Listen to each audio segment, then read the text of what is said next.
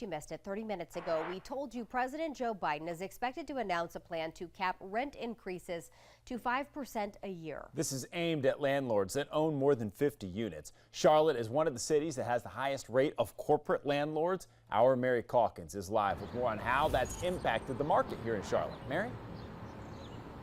Yes, Alex, this is something our Investigates team has been reporting on for several months, and it's also something that mainly impacts single-family homes.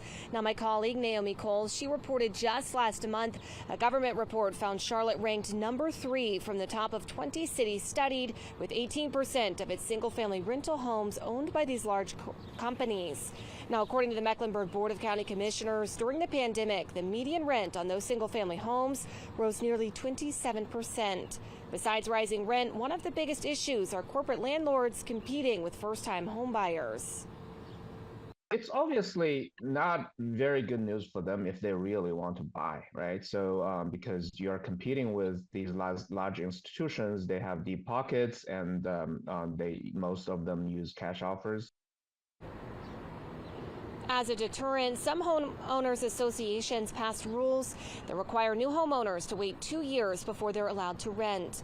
Last year, the UNC Charlotte Urban Institute worked with county commissioners to conduct a survey on corporate landlords, and some of the recommendations to come out of that include more regulations, taxes, and a ban on corporate landlords altogether, but so far they have not taken any action.